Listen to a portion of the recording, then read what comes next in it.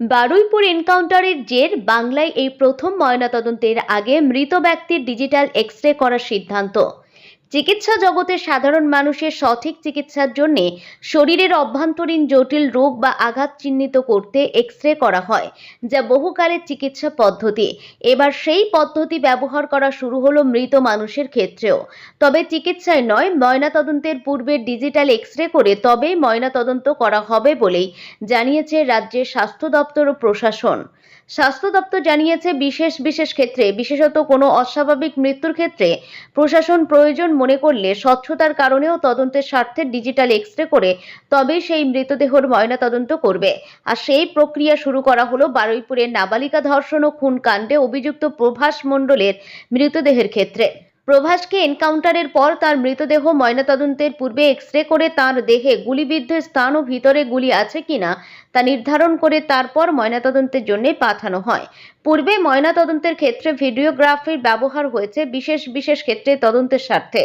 রাজ্যের ইতিহাসে এ এক নজিরবিহীন ঘটনা। বারুইপুরের এনকাউন্টারে নিহত প্রভাসের মৃতদেহ ময়নাতদন্তের আগে ডিজিটাল এক্স-রে করা হয়। এর মাধ্যমে নিশ্চিত করা হয় যে শরীরের ভেতরে বুলেট রয়েছে কিনা এবং তার সঠিক অবস্থান কোথায়। হাসপাতাল সূত্রে খবর, সঠিক ডকুমেন্টেশনের জন্য এই ব্যবস্থা নেওয়া হয়েছে, যাতে পরবর্তীকালে কেউ যেন না বলতে পারে যে মৃত্যুর পর শরীরে বুলেট ঢোকানো হয়েছে। একই সঙ্গে বুলেটের অবস্থান জানা গেলে ময়নাতদন্তকারী চিকিৎসকদের কাজও অনেক সহজ হয়ে যাবে। প্রসঙ্গত, পাঞ্জাব, হরিয়ানা, রাজস্থান সহ দেশের একাধিক রাজ্যে এই নিয়ম চালু রয়েছে, কিন্তু পশ্চিমবঙ্গে এই প্রথমবার বৃহস্পতিবার বারুইপুরের এনকাউন্টারে নিহত প্রভাসের মৃতদেহ সববাহী গাড়িটি কলকাতা মেডিকেল কলেজে ইডেন বিল্ডিং এর সামনে প্রায় 1.5 ঘন্টা ধরে অপেক্ষায় ছিল। পরে সেই মৃতদেহ ডিজিটাল এক্স-রে ইউনিটে নিয়ে যাওয়া হয়। চিকিৎসক ও পুলিশ কর্তৃপক্ষের তত্ত্বাবধানে ডিজিটাল এক্স-রে প্রক্রিয়া সম্পূর্ণ করে তারপর নিয়ে যাওয়া হয় ময়নাতদন্তের জন্য। মূলত ডিজিটাল এক্স-রে রিপোর্টের ভিত্তিতে পরবর্তী ময়নাতদন্ত সম্পূর্ণ করা হবে বলে পুলিশ সূত্রে খবর।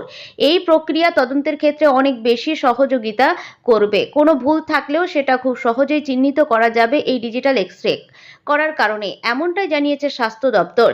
এ বিষয়ে রাজ্যের স্বাস্থ্যমন্ত্রী শারদত্ত মুখোপাধ্যায় আজকাল .in এর মুখোমুখি হয়ে বলেন, পূর্বে আমরা দেখেছি ভিডিওগ্রাফির মাধ্যমে ময়নাতদন্ত।